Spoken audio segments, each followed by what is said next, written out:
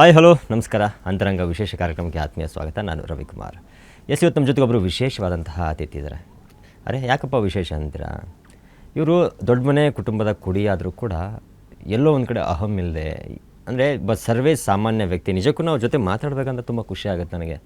ಯಾಕಂದರೆ ಅಷ್ಟು ಸರಳ ವ್ಯಕ್ತಿತ್ವ. ಯಾಕಂದರೆ ಅಣ್ಣವರ ಕುಟುಂಬದಿಂದ ಬಂದಂತಹ ಪ್ರತಿಯೊಬ್ಬರೂ ನಾವು ನೋಡ್ತಾ ಬಂದಾಗ ಆ ಸರಳತೆ ಅನ್ನೋದು ಎದ್ದು ಕಾಣ್ತಾ ಇರುತ್ತೆ. ಸೊ ನಮ್ಮೆಲ್ಲರ ಪ್ರೀತಿಯ ಷಣ್ಮುಖ ಗೋವಿಂದರಾಜ್ ಅವರು ನಮ್ಮ ಜೊತೆಗಿದ್ದಾರೆ. ಬನ್ನಿ ಅವ್ರ ಜೊತೆ ಒಂದಿಷ್ಟು ಮಾತುಕತೆಯನ್ನು ಮಾಡ್ತಾ ಹೋಗೋಣ. ಸರ್, ಮೊದಲನೇದಾಗಿ ಆತ್ಮೀಯ ಸ್ವಾಗತ ನಿಮಗೆ. ನಮಸ್ತೆ sir, thank you. Beautiful introduction ಹೇಳಿದ್ರೆ ಭಾಳ ಖುಷಿ ಆಯಿತು. Thank you sir. ನಿಜ ಇಲ್ಲ, ನಾನು ಇಂಟ್ರೊಡಕ್ಷನ್ ಯಾಕೆ ಕೊಟ್ಟೆ ಅಂತಂದರೆ, ಯಾಕಂದ್ರೆ ನಿಮ್ಮ ಜೊತೆ ನಾನು ಯಾವತ್ತೂ ನಾನು ಮಾತಾಡಿದಾಗ ಬಟ್ ಯಾವುದೋ ಒಂದು ಅಹಂ ಅಂತ ಇರಲ್ಲ. ಒಬ್ಬ ವ್ಯಕ್ತಿ ಇವತ್ತಿನ ಕಾಲಘಟ್ಟದಲ್ಲಿ ಹೆಂಗಂದರೆ, ಸ್ವಲ್ಪ ಏನಾದರೂ ಸ್ವಲ್ಪ ಅವನಿಗೆ ಆದಂಥ ಒಂದು ಅಹಂ ಬಂದುಬಿಡುತ್ತೆ. ನಾನು ಸ್ವಲ್ಪ ಏನೋ ದುಡ್ಡು ಗಿಡ್ ಮಾಡಿದ್ರು, ಏನೋ ಸಮಥಿಂಗ್ ಏನೋ ಒಂದು ಆಯಿತು ಬೆಳೆದಾಗ ಅವ್ನಿಗೆ ಅಹಂ ಅನ್ನೋದು ಜಾಸ್ತಿ ಬಂದುಬಿಡುತ್ತೆ. ಬಟ್ ನೀವು ಅಣ್ಣವರ ಕುಟುಂಬದಲ್ಲಿ ಇದ್ಕೊಂಡು ಬಟ್ ಹೊರಗಡೆ ಪ್ರಪಂಚದಲ್ಲಿ ನೀವು ನೋಡಬೇಕಾದ್ರೆ, ಯಾರ ಜೊತೆ ಮಾತಾಡಬೇಕಾದ್ರೆ ನೀವು ತುಂಬ ಸರಳ ವ್ಯಕ್ತಿತ್ವ ಅನಿಸುತ್ತೆ ನಮಗೆ. ಹೆಂಗೆ ಸರ್ ಅದೆಲ್ಲ? ಸರ್, ಈಗ ನಮ್ಮ ಇಡೀ ಜೀವನನ ನಾವು ರೂಪಿಸ್ಕೊಂಡಿರೋದೇ ನಮ್ಮ ತಾತ ಅಜ್ಜಿಯವರ ಬದುಕನ್ನು ನೋಡಿ. ಅವರು ಇದ್ದಿದ್ದೇ ಹೀಗೆ. ಈಗ ಅವ್ರಿಗೆ ಬರದೇ ಇರೋದು, ಅವ್ರಿಗೆ ಅನ್ನಿಸ್ದೇ ಇರೋದು ನಮಗೆಲ್ಲ ಬರೋಕ್ಕೆ ಸಾಧ್ಯನೇ ಇಲ್ಲ ಸರ್. ಅವ್ರಿಗೆ ಬರಲೂಬಾರ್ದು, ಯಾವುದೇ ಕಾಲದಲ್ಲೂ ಬರಬಾರ್ದು. ಹಾಗಾಗಿ ಇದೊಂದು ಕಾನ್ಷಿಯಸ್ ಎಫರ್ಟ್. ಅಂದರೆ ಯಾವತ್ತೂ ಬೇರೆ ರೀತಿ ನಡ್ಕೊಳ್ಬಾರ್ದು ಅನ್ನೋದು ದಿನ ನಮಗೆ ನಾವೇ ಹೇಳ್ಕೊಳ್ಳೋ ಅಂಥ ಒಂದು ವಿಷಯ. ಆದ್ದರಿಂದ ಹಾಗೆ ಸರ್, ಅವರನ್ನು ನೋಡಿ ಕಲ್ತಿರೋ ನಂಬರ್ 1 ವಿಷಯ ಅಂದರೆ ಇದೆ. ನಿಜ ಇಲ್ಲ, ಯಾಕೆ ತುಂಬ ಮುಖ್ಯ. ಅದಕ್ಕೆ ಇವತ್ತಿನ ಇದರಲ್ಲಿ ಸರಳತೆ ಅನ್ನುವಂಥದ್ದು ತುಂಬ ಒಬ್ಬ ಮನುಷ್ಯನಿಗೆ ರೂಢಿಸ್ಕೊಳ್ಳೋದು ತುಂಬ ಕಷ್ಟದ ಕೆಲಸ ಅಂತಲೇ ಹೇಳ್ಬೋದು. ಬಟ್ ಎಲ್ಲ ಒಂದು ಕಡೆ ನಿಮ್ಗೆ ಬಂದಿರುವಂಥದ್ದು, ಯಾಕಂದ್ರೆ ಅಣ್ಣವರ ಒಂದು ಇದರಲ್ಲಿರ್ಬೋದು, ನಿಮ್ಗೆ ಇಡೀ ಒಂದು ಒಟ್ಟಾರೆ. ಯಾಕಂದ್ರೆ ಒಂದು ಕಡೆ ನೀವು, ನನಗನ್ಸಿದ ಮಟ್ಟಿಗೆ ನಿಮ್ಮ ಕುಟುಂಬ ಅನ್ನುವಂಥದ್ದು ಒಂದು ದೊಡ್ಡ ಒಂದು ಯೂನಿವರ್ಸಿಟಿ.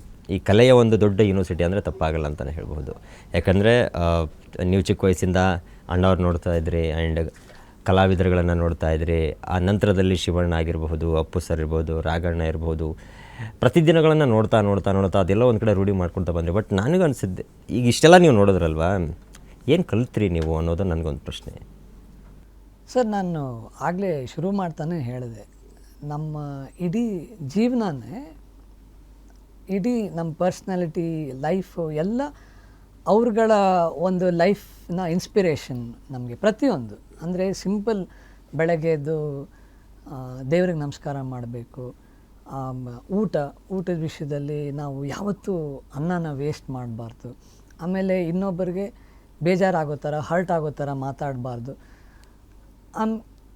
ಭಾಳ ಜನ ಅಬ್ಸರ್ವ್ ಮಾಡಿರ್ತಾರೆ ಇದು. ನಮ್ಮ ತಾತ ಯಾರನ್ನು ನಾನು ನೋಡ್ದಂಗೆ ಯಾರನ್ನು ಸಿಂಗ್ಯುಲರಲ್ಲಿ ಮಾತಾಡಿಸಿದ್ದೇ ಇಲ್ಲ. ಎಂಥ ವಯಸ್ಸಿನವ್ರಾಗಿರ್ಬೋದು, ಅವ್ರಿಗಿಂತ ದೊಡ್ಡವ್ರು ಇರ್ಬೋದು, ಅವ್ರಿಗಿಂತ ಎಷ್ಟೇ ವಯಸ್ಸು ಚಿಕ್ಕವರಾಗಿದ್ರು, ಹೋಗಪ್ಪ, ಹೋಗಮ್ಮ, ಹೋಗಪ್ಪ, ಬಾರಮ್ಮ, ಬಾರಪ್ಪ, ಹೋಗೋ ಬಾರೋ ಅನ್ನೋದೆಲ್ಲ ಅವರ ಭಾಷೆಯಲ್ಲಿ ಇಲ್ಲವೇ ಇಲ್ಲ. ಆಮೇಲೆ ಡಿಸಿಪ್ಲಿನ್ ಹೇಳ್ತಾ ಹೋದರೆ ಅದು ಪಟ್ಟಿ ಬೆಳ್ಕೊಂಡೇ ಹೋಗೋದು ಸರ್. ಪ್ರತಿಯೊಂದೂ ಅಂದರೆ ಪ್ರೊಫೆಷ್ನಲ್ ಲೈಫಲ್ಲಿರ್ಬೋದು, ಪರ್ಸ್ನಲ್ ಲೈಫಲ್ಲಿರ್ಬೋದು, ಎಲ್ಲದನ್ನು ಅವರಿಂದನೇ ಕಲ್ತಿರೋದು. ಆ್ಯಂಡ್ ಪ್ರೊಫೆಷ್ನಲ್ ಲೈಫಿಗೆ ಬಂದರೆ ಡಿಸಿಪ್ಲಿನ್ನು, ಟೈಮು, ಯಾರ್ದು ಟೈಮ್ ವೇಸ್ಟ್ ಮಾಡಬಾರ್ದು, ಯಾರನ್ನೂ ಕಾಯಿಸ್ಬಾರ್ದು, ಕೆಲಸದ ಮೇಲೆ ಶ್ರದ್ಧೆ ಇರಬೇಕು. ಇವೆಲ್ಲ ಸಾಕಷ್ಟು ಸರ್. ಆ್ಯಂಡ್ ನಮ್ಮ ತಾತ ಅಷ್ಟೇ ಅಲ್ಲ, ನೀವು ಯಾರ ಬಗ್ಗೆನಾರ ಕೇಳಿ, ಶಿವಣ್ಣವ್ರ ಬಗ್ಗೆ ಕೇಳಿ, ಶಿವಮಾಮನ ಬಗ್ಗೆ ಕೇಳಿ, ರಾಘುಮಾಮನ ಬಗ್ಗೆ ಕೇಳಿ, ಅಪ್ಪು ಮಾಮನ ಬಗ್ಗೆ ಕೇಳಿ, ಅವರೂ ಯಾರೂ ಒಂದಿನ ಈ ಥರ ಲೇಟಾಗಿ ಬಂದರು, 9 ಗಂಟೆ ಕಾಲ್ ಶೀಟಿಗೆ 10 ಗಂಟೆಗೆ ಬರೋ 11 ಗಂಟೆ, ನಿಮಗೆ ಆ ಥರ ಒಂದು ಇನ್ಸಿಡೆಂಟ್ಸ್ ಕೇಳೋಕ್ಕೆ ಸಿಗೋದೇ ಇಲ್ಲ. ನಿಜ ನಿಜ ನಿಜ. ಯಾಕಂದರೆ ಅಣ್ಣವ್ರು ಹಾಗೆ ಕೊಟ್ಟ ಹಾದಿ ಅನಿಸುತ್ತೆ ಮೋಸ್ಟ್ಲಿ. ಹೌದು ಸರ್. ಸೊ ಆ ಥರದ್ದು. ಹಾಗಾಗಿ ನಮಗೆ ಅವ್ರನ್ನ ನೋಡಿದಾಗ, ಈಗ ಅವ್ರು ಹೇಗಿದ್ದಾರೆ ನಾವು ಹಾಗೆ ಇರಬೇಕು ಅನ್ನೋದು ನಮ್ಮ ಆಸೆ. ಎಕ್ಸಾಕ್ಟ್ ಅದು ಕಾಪಿ, ಹಾಗೇ ನಾವು ಇರಬೇಕು ಅಂತ.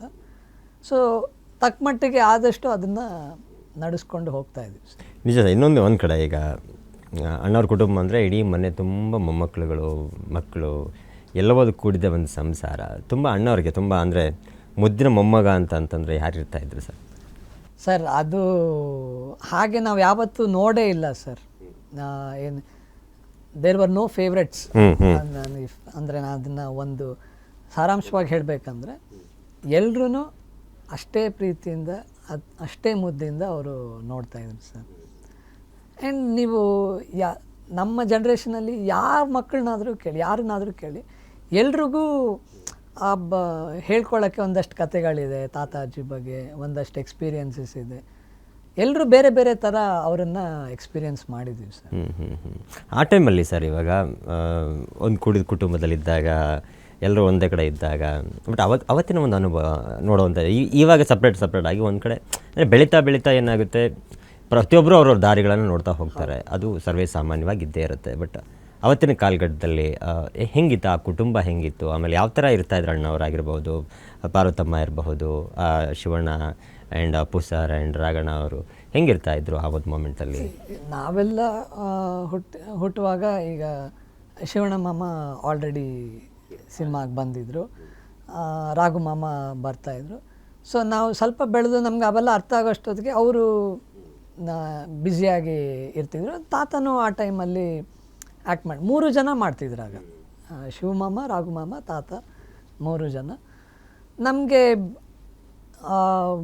ಏನಾರ ರಜಾ ಏನಾರು ಅಂದರೆ ಶೂಟಿಂಗ್ ಹೋಗೋದೇ ನಮಗೆ ಟೈಮ್ ಪಾಸ್.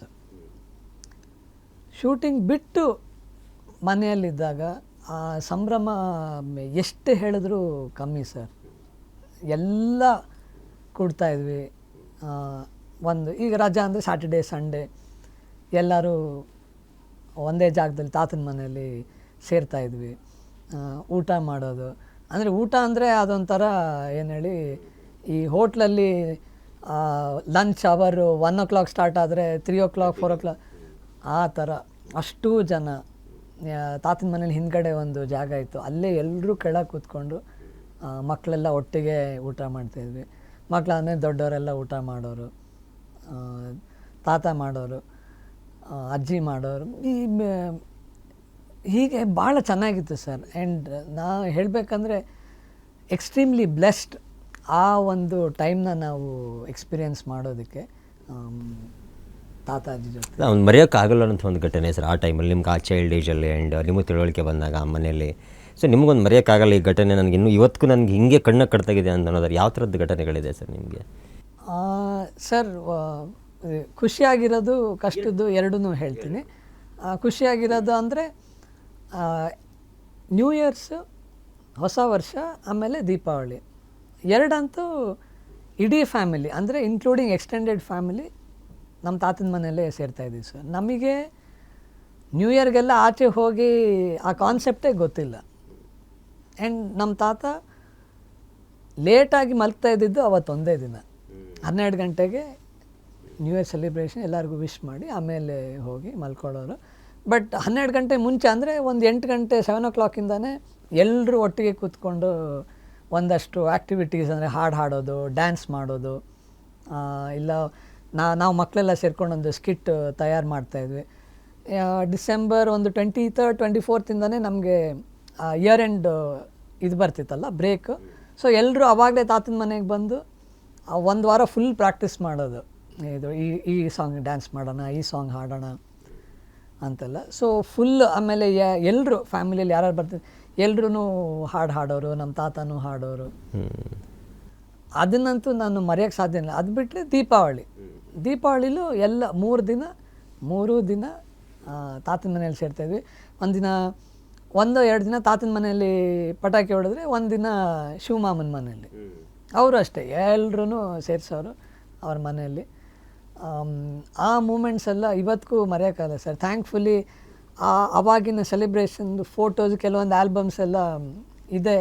ಸೊ ಯಾವಾಗಲಾದರೂ ಅದೆಲ್ಲ ನೆನಪಾದಾಗ ಅದನ್ನ ನೋಡಿಕೊಂಡು ಖುಷಿ ಪಡ್ತೀವಿ ಸರ್ ಎಲ್ಲರೂ ಮನೆಯಲ್ಲಿ.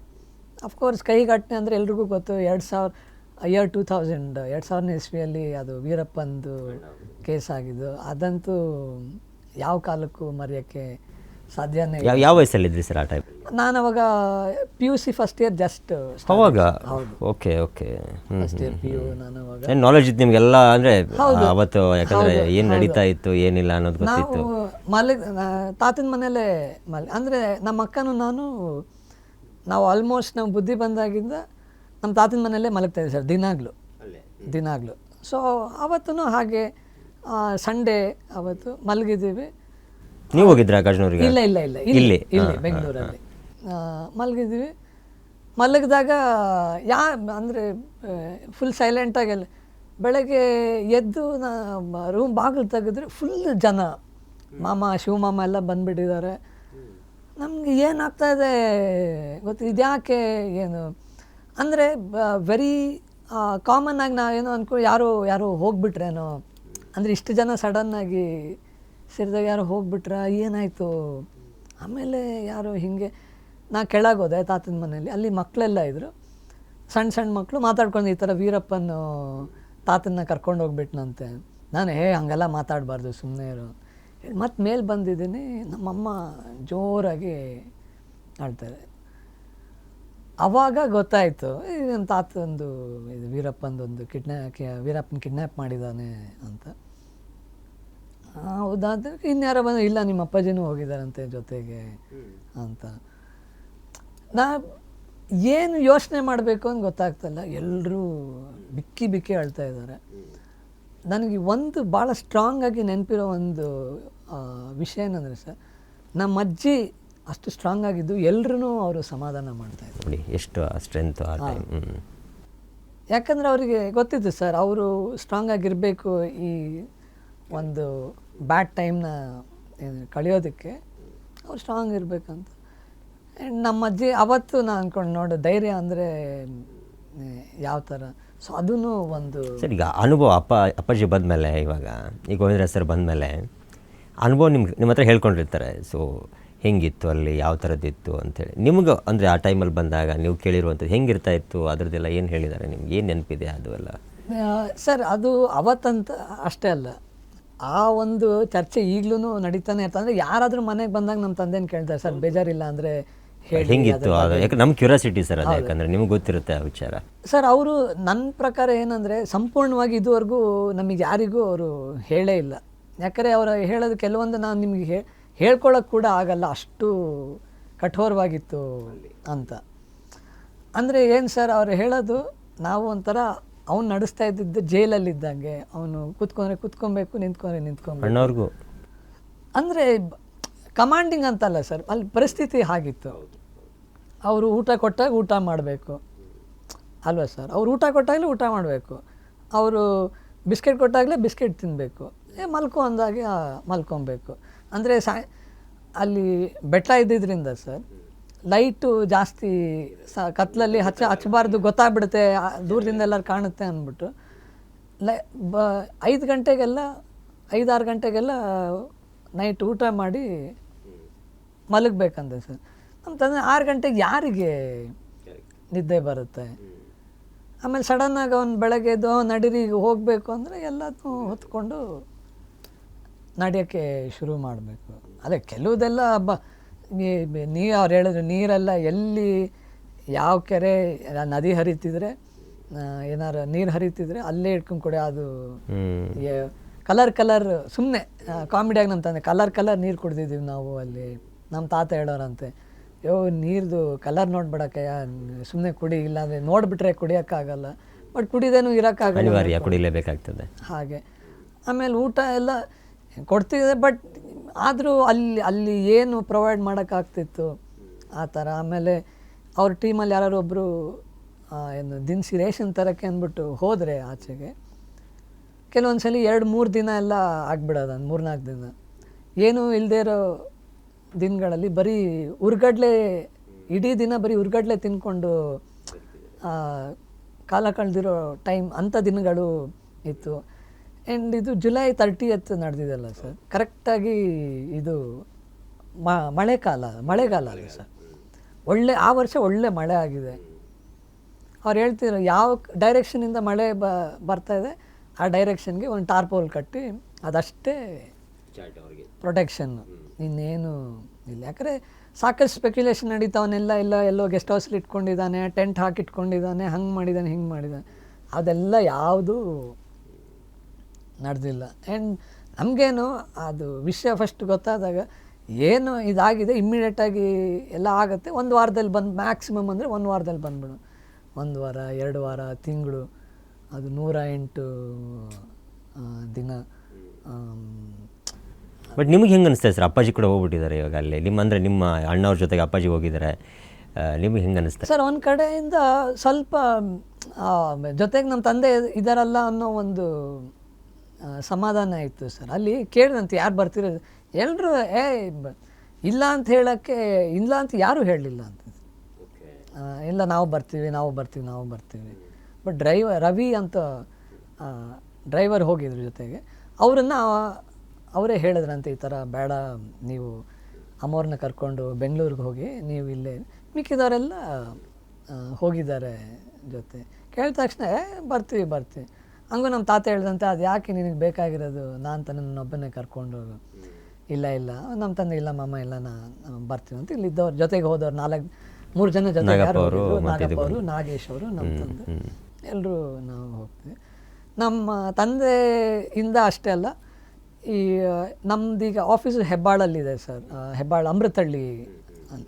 ನಾಗಪ್ಪ ಅವ್ರು ಬಂದು ಅಲ್ಲೇ ಇರೋದು. ಸೊ ಅವಾಗ ಸಿಗ್ತಾ ಇರ್ತಾರೆ ಅವರು. ಒಂದಿಷ್ಟು ನನಗೆ ಕ್ಯೂರಿಯಾಸಿಟಿ ತಡೆಯೋಕ್ಕಾಗದೆ ನಾನು ಕೇಳ್ತೀನಿ. ಅವ್ರು ಹೇಳ್ತಾಯೋ ಅಪ್ಪಾಜಿ ಹಂಗಿತ್ತು ಹಿಂಗಿತ್ತು ಅಂತ. ಬಟ್ ಅವರು ಭಾಳ ಎಲ್ಲ ಫಿಲ್ಟ್ರ್ ಮಾಡೇ ಹೇಳ್ತಾರೆ. ಸೊ ಅದಂತೂ ನಾವು ಯಾವತ್ತು ಎಷ್ಟೇ ಮರಿಬೇಕು ಅಂದ್ಕೊಂಡ್ರೆ ಆ ಇನ್ಸಿಡೆಂಟ್ನ ಅದು ಮರೆಯೋಕ್ಕಾಗೋದೇ ಇಲ್ಲ ಸರ್.